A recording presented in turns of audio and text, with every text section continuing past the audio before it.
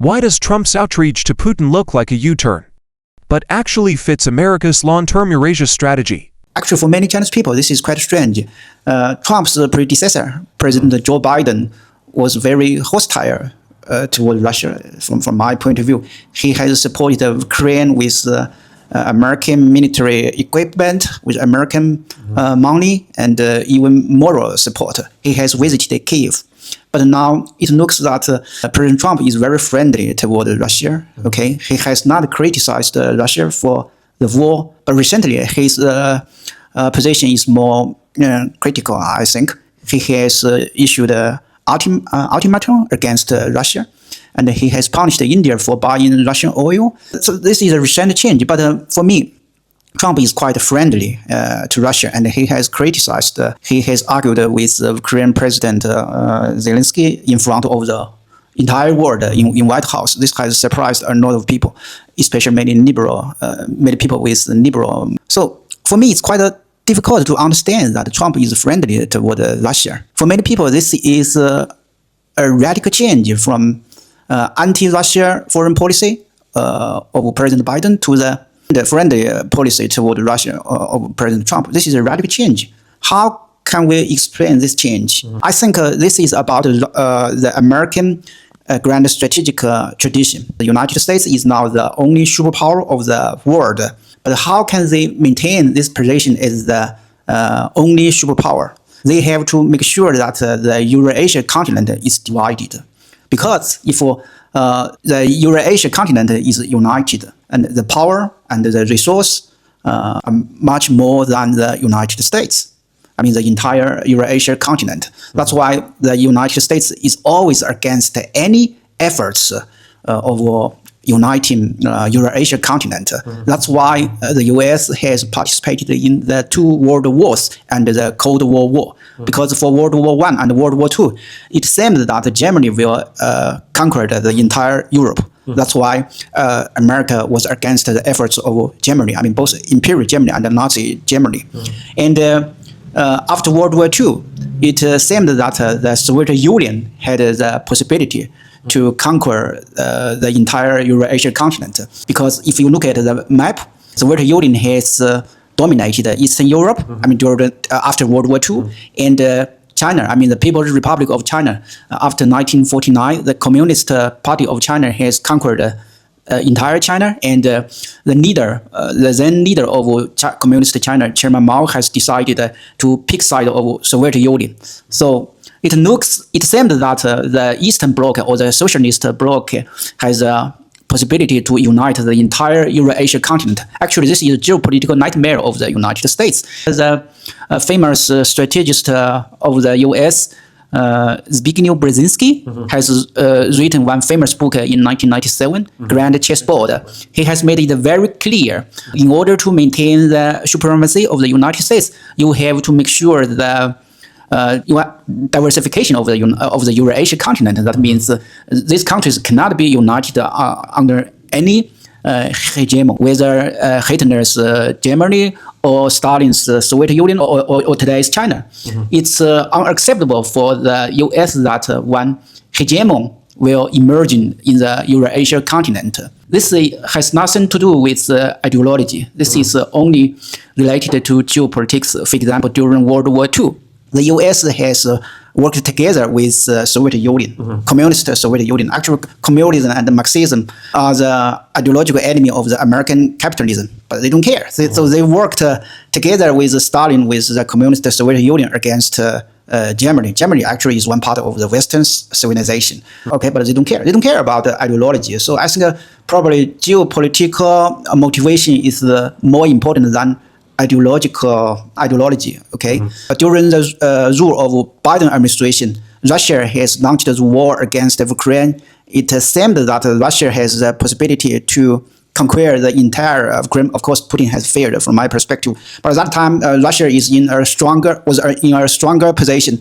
That's why the United States has the motivation to weaken Russia. But today the situation is very different because Russia has failed to conquer the entire Ukraine, and Russia has lost a lot, I think, both manpower and economic, both manpower and both militarily and economically. So Russia is now much weaker than 3 years ago. So now you cannot continue to weaken Russia, because if Russia is too weak, then the EU and China will be stronger. So this is not in the interest of the United States. I think then the Trump administration has the motivation to make a peace deal between Russia and Ukraine. So this can avoid further weakening of Russia. Actually, a weak Russia is not in the interest of the United States. I'm not saying that the U.S. is a friend of Russia. I think Trump is doing this due to the consideration of the interest of the United States. He's not friendly to Putin. He's not the friend of Russia, but he has to make sure that the entire Eurasian continent is divided. Actually, this is a classical strategy of divide and rule. I think the U.S. has inherited this strategic tradition from UK. So that's my understanding. To me, Russia belongs to neither the West nor the East. I have learned that some Russian scholars have the series of Eurasianism. For example, Alexander Dugin. Okay, he is promoter of Eurasianism. I think Russia's position is quite unique. I think we have to look at the history of Russia. I mean, in the past, has always tried to expand toward the West. For example, Peter the Great and Ekaterina the Great. She has said a famous sentence: "If I can rule Russia for 200 years, the entire Europe will be under control of Russian Empire." This means Russia has always the strong motivation of being one part of the Western civilization.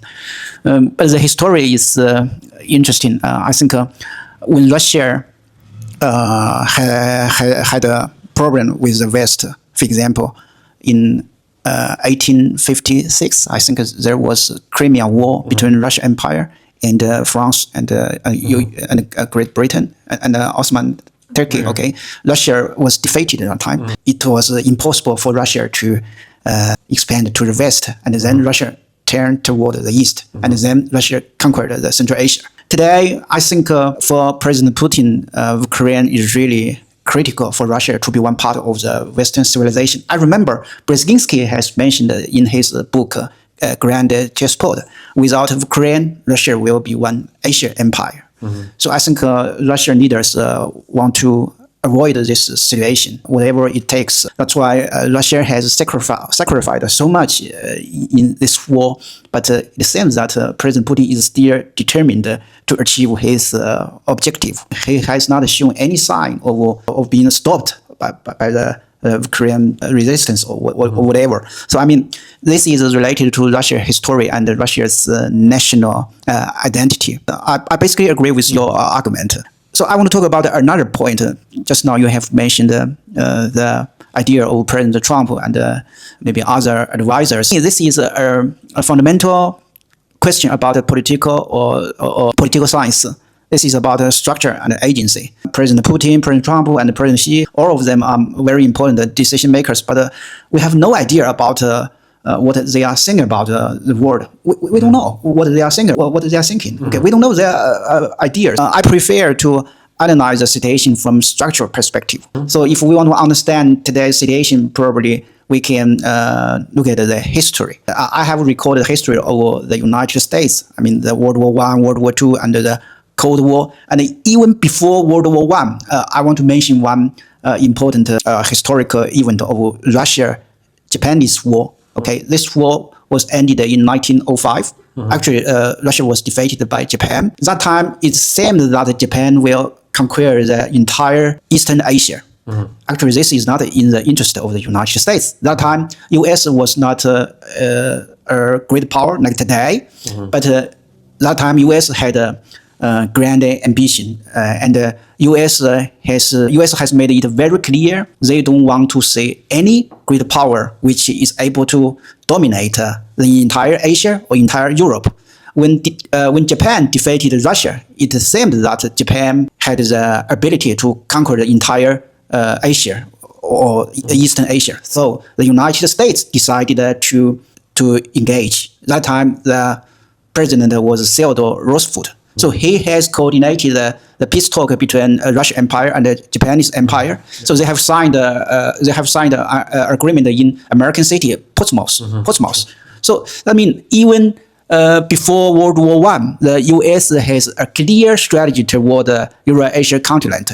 They don't want to see any dominant great power in this continent, whether Paris or Berlin or Moscow or Beijing. They don't allow any dominant great power. Today, I think it's a situation. It seems that China will have the possibility to dominate Asia. America will not allow this happen. That's why we are talking about a new Cold War or Cold War 2.0. I think in order to compete against China, the U.S. wants to make sure that Russia is not the airline of China. So that's why Trump is trying very hard to improve the American-Russian relationship. Maybe Ukraine will be sacrificed. Who knows? But I think Trump does not care about Ukraine or Russia. He cares about only the interest of the U.S. So I'm trying to understand the American foreign policy. For me, Trump's foreign policy toward Russia is inconsistent with Biden's. So I'm trying to understand that. But I'm thinking about the possibility. If Trump continues Biden's foreign policy, that means U.S. will continue to support Ukraine in fighting against Russia. I think probably Russia will be defeated, militarily. I'm not talking about a nuclear war. I'm talking about a conventional war. If Ukraine received powerful weapons from Western countries like Taurus missiles, like other powerful weapons, I think it's possible that Russia will be militarily defeated. And then what will happen? And I think then China and the EU will be much stronger. Can you imagine Belt and Road Initiative during Soviet era? I mean, before 1991. Can you imagine China's Belt and Road Initiative in Eurasian continent? No way. Zero possibility, because Central Asia and other parts of Eurasian continent was under the control of Soviet Union. Chinese have no any possibility to launch any large infrastructure initiative in Eurasian continent. But now Russia has been weakened, after the collapse of the Soviet Union.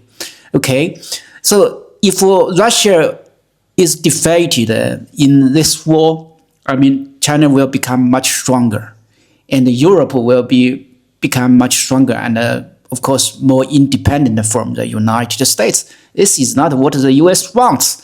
And the number one enemy, maybe this is not a proper word, the biggest strategic competitor of the U.S. is China today. I think the U.S. wants to make sure that Russia will not be the friend or junior partner of China. They want to avoid this possibility. So that's why I think the American foreign policy toward Russia is actually consistent. It's one part of the big picture. The grand strategy of the U.S. They just want to make sure that the Eurasian continent is divided. Okay, they are not naturally hostile toward Russia or China or Germany. No, they just want to make sure this continent is divided. They want to prevent any hegemony from emerging in this continent.